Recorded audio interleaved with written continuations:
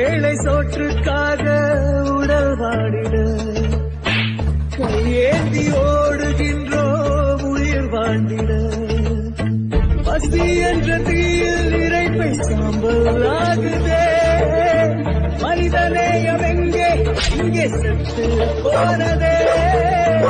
இருப்பவன் கொஞ்சம் தந்தால் இல்லாதையே